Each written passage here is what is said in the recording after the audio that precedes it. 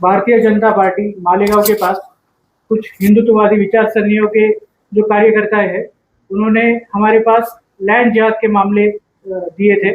तो जब हमने इसका नुमाइना किया तो हमें कुछ जो चीज़ें हैं वो कायदे के बिना और मतलब बहुत ही जो है कानून के किसी हिसाब को न मानते हुए किए हुए हमें ध्यान में आए। तो ये सभी दस्तावेज जो है वो दो लोगों के पास जो है पॉइंट आउट कर रहे थे। एक का नाम है धर्मा बामरे और दूसरे का नाम है जाकिर स्टैम्प वेंडर। तो ये पूरा प्रकरण क्या है, ये अभी हमारे कायदा सेल के जो अध्यक्ष है एडवोकेट योगेश जी निकम आप सबको बताएंगे। नमस्कार।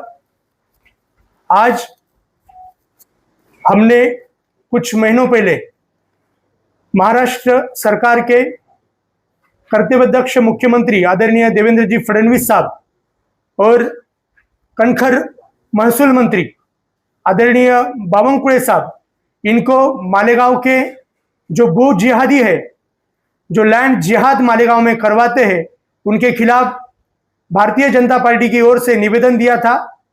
उसके ऊपर महाराष्ट्र शासन के मुख्यमंत्री साहब और बावनकुळे साहब, इन्होंने एसआईटी गठित की आदेश दिए हैं।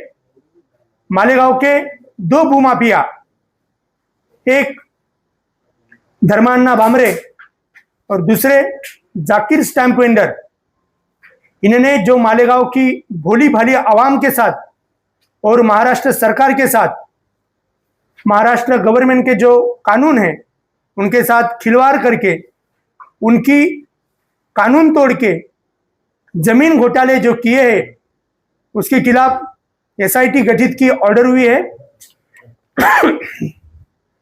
मैं पहले आपको धर्मान्ना बामरे, इनके खिलाफ जो आरोप हुए हैं और एसआईटी गठित हुए उसके मामले में आपको मालूमात दे रहा हूं। मालेगांव के भूमाफिया धर्मान्ना बामरे, इन्होंने महाराष्ट्र सरकार की फॉरेस्ट लैंड जो होती है, दरेगांव में जो गट नंबर 83 और गट नंबर 38/2, ये दोनों गटों में जो शासन की जमीनें थी, वहां पे कुछ आदिवासी गरीब भाइयों को हाथ में लेते हुए उनके नाम पे जो वन जमीन वन दावा दाखिल करके, उनको जो वन जमीन शासन ने खाली उनकी उपजीविका ये करने के लिए और उनको पेट भरने के लिए जो जमीन दी थी जिससे वो अपना गुजारा कर सके, उन जमीनों का उन्होंने धर्मान्ना बामरे ने अदला बदली एक्सचेंज खरीदी करवाया, जो खरीदी भी बेकायदेशीर और इलीगल रहा। क्योंकि अगर अदला बदली खरीदी करनी है तो दो गट एक साथ आजू बाजू में होने चाहिए, लेकिन धर्मान्ना बामरे ने मालेगांव का जो वन जमीन फॉरेस्ट लैंड है 83 और 38/2, वहां की जमीनें, कुछ पलासदरे की जमीनें, कुछ गुगलवाड़ की जमीनें, ऐसी जमीनों का दरेगांव से गुगलवाड़ में, गुगलवाड़ से दरेगांव में आदिवासी भाइयों को कभी पैसा देके कभी पैसा न देके बेकायदेशीर इलीगली खरीदी करवाए और उन जमीनों पे उन्होंने धार्मिक स्थल बनाए, मस्जिद वगैरह बनाई, मदरसा बनाई, स्कूलें बनाई, वहां पे लोगों के घर बनवाए, कारखाने बनवाए। ये सभी जो गरीब लोग थे, जो मजदूर है, लूम चलाते हैं, चरखा चलाते हैं, ऐसे गरीब आवाम को इन्होंने ये जमीनें कोई भी गवर्नमेंट से इन्हें ऑर्डर न लेते हुए, कोई लेआउट न करते हुए और न कोई शासन को नजराना महसूल भरते हुए, ये सारी जमीनों पे बेकायदेशीर इलीगली वहां पे रहवासी बस्ती बनाई। इनके खिलाफ हमने माननीय मुख्यमंत्री साहब और महसूल मंत्री साहब को निवेदन दिया। उसके ऊपर उनके खिलाफ एसआईटी गठित हुई है। इसी गट नंबर 83 में एक फेयर एक्सपोर्ट नाम का कत्तलखाना स्लाटर हाउस चल रहा है, जो स्लाटर हाउस इलीगल है, फॉरेस्ट लैंड पे बना हुआ है। वो फेयर एक्सपोर्ट कारखाना की एनए ऑर्डर रद्द हो चुकी है। वो रद्द होने के बाद वो स्लाटर हाउस गिराया जाए ऐसे आदेश भी मिले हैं, फिर भी आज वहां पे वो फेयर एक्सपोर्ट कत्तलखाना स्लाटर हाउस चालू है। और वहां पे हद की बात यह है कि यहाँ के तलाटी, मंडल अधिकारी और महसूल के कुछ अधिकारी आज भी उसके उतारे पे वो एनए ऑर्डर रद्द होने के बाद भी वहां पे बाजरी, गेहूं ऐसी पिक पहानी लगाते हैं। मतलब शासन को पूरा चुना लगाने का काम यहाँ पे चल रहा है और मालेगांव में ये कत्ल खाना आज भी चल रहा है। वही दूसरी ओर जाकिर स्टैंप वेंडर जाकिर अब्दुल लतीफ और उसकी फैमिलियों के उसके भाइयों ने मालेगांव के जो गट नंबर 114 114 ब 98 99 112 118 119 120 122 ये जो गट है, जो गट कभी 114 114 ब जो खेती के लिए राखी हुए, 122 जो आदिवासी लैंड है फ्लड जोन पे है, 119 जो गट प्राथमिक शाला के लिए रिजर्व है, कोई गट कब्रिस्तान के लिए रिजर्व है, ऐसे जो शासन के रिजर्व गट थे वो सारे रिजर्व गट पे इसने कोई भी शासन से एने ऑर्डर नहीं ली, कोई लेआउट नहीं बनाया, गवर्नमेंट को कोई नजराना नहीं भरा और यहाँ पे पूरी तरह से इलीगल बस्तियां बिठाई है, मस्जिदें, मदरसा, ईदगाह, दरगाह बनाई हुई है और कारखाने बनाए हुए जो कि पूरी तरह इलीगल बस्ती बसी है। मुस्लिम भाइयों के मराठी भाषा का अज्ञान का फायदा लेके ये जमीनें जमीनें लेआउट ओरिजिनल है ऐसा जाकिर ने यहाँ की गरीब भोली भाली आवाम को दिखाया और उनको स्टैम्प भी लिखवा दिया कि इनकी एने ऑर्डर हुई है, इनको मैं भविष्य में एने ऑर्डर करके दूंगा, आपको यहाँ पे रोड गटर बनवा के दूंगा। आज की परिस्थिति में अगर 114 ब और ये सब गटों पे अगर जाएंगे तो यहाँ पे कोई लेआउट नहीं बनने के कारण नगर रचना की पूरी वाट लग चुकी है। यहाँ पे अगर कोई इमरजेंसी हो जाए तो एम्बुलेंस वो गलियों में जा नहीं सकती, इतनी छोटी छोटी गलियां बन गई है। अगर कोई आपत्ति आग लग जाती है तो फायर ब्रिगेड की गाड़ी भी नहीं जा सकती है। ऐसा पूरा शासन के साथ और गरीब आवाम के साथ जाकिर स्टैंप वेंडर और उसकी फैमिली के भाइयों ने आवाम के साथ धोखाधड़ी की है, फसनुक की है।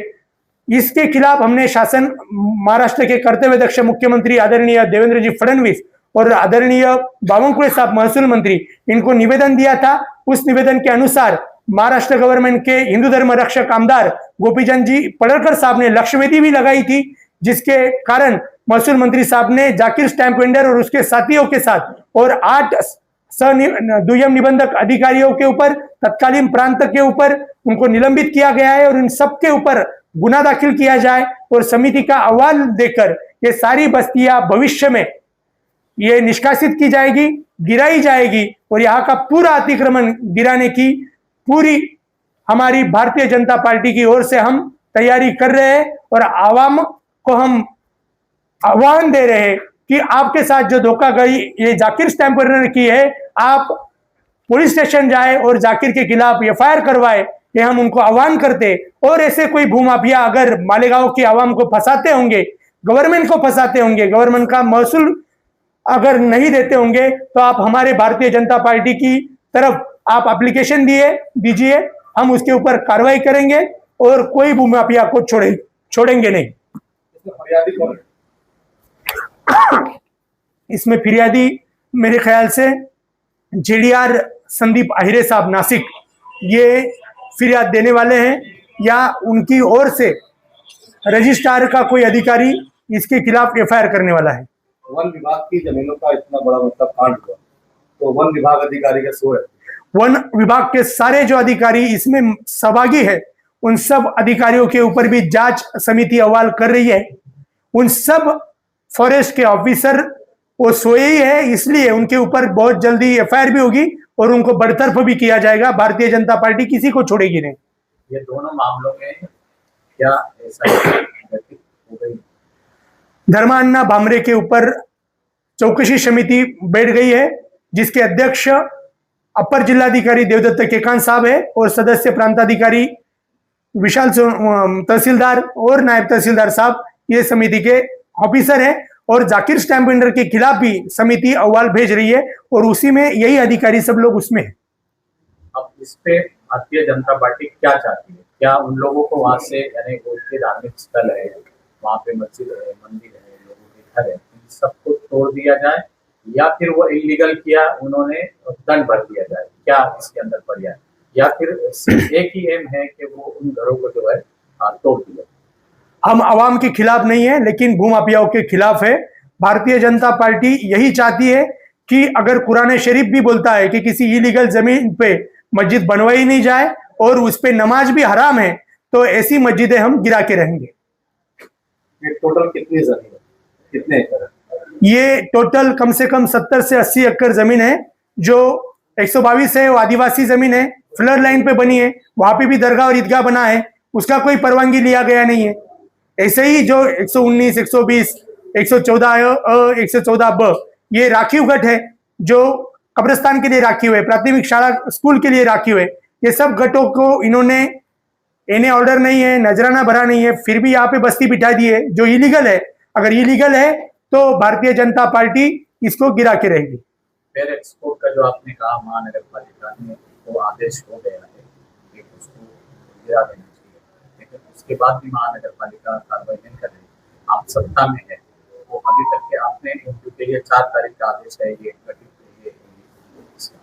तो अभी तक ये क्यों कार्रवाई नहीं? यहाँ के कामचोर और निष्क्रिय आयुक्त इन्होंने लोगों को नोटिस भी दी थी गिराने की, महाराष्ट्र शासन ने जब भेजा था, लेकिन आयुक्त ने कुछ कार्रवाई की नहीं। और यहाँ पे महानगर पालिका में इस्लाम पार्टी और मित्र पक्ष की सत्ता होने के कारण ये मुस्लिम धार्जिने जो पार्टीज है, ये इसमें रुकावट पैदा करने की आशंका हमें पैदा हो गई है। इसलिए, लेकिन ऊपर हमारी गवर्नमेंट है, हम ये सब गिरा के रहेंगे। महापालिका के विरुद्ध आपने धरना आंदोलन क्यों नहीं किया? महापालिका काम नहीं कर रही है तो उसके खिलाफ प्रदर्शन। हम बहुत ही जल्दी प्रदर्शन और धरना भी करेंगे, और हम लोकशाही मार्ग से जो जो हमें करना चाहिए वो सब हम करेंगे।